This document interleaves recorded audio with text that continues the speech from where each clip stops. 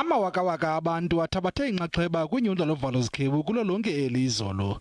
Ukanti ngelixa kusabalwa ivoti kulindwe iziphumo ezipheleleyo emini nje, iqela leDA kukhangeleka ngathi liphulukene nezihlalo ezivisayo kumaphondo awohlukileyo kweli. Iziphumo zethutyana ezikhutshwe ikomishoni yonyulo kwiphondo laseMntla-Ntshona zibonisa ukuba iqela leANC kumasipala wase-JB Max ePotchefstroom liphinde laziphumelela iiwadi ezimbini.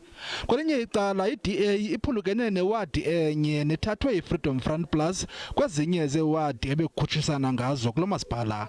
Iqela leFreedom Front Plus lithi ukusebenza nzima ngunobangela wempumelelo yalo. We're doing very well together.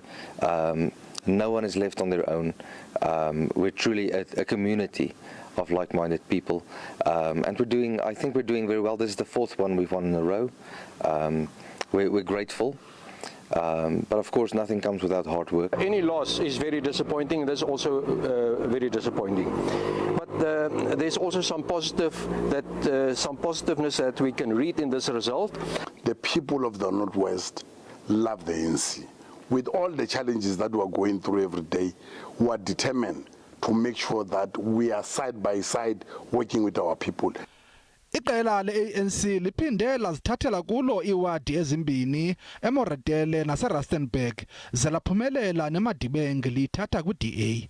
Ukanti kwiphondo laKwaZulu-Natal iziphumo zethutyana ezikhutshwe ikomishoni yonyulo zibonisa ukuba iqela leIFP liphumelele iiwadi ezintlanu ukuza kudika ngoku kwezo zili-12 bekukhutshiswana ngazo kweli phondo kuquka eyaseNkandla nebifudula iphantsi kweANC. And it's not the first time that the IFP has claimed that word, and it means that once it got the word, it made sure that it delivers the services. Of course, they might not be where we want them to be, but it has done its best to make sure that it retains the municipality. And the voters seem to be agreeing with what the IFP has done.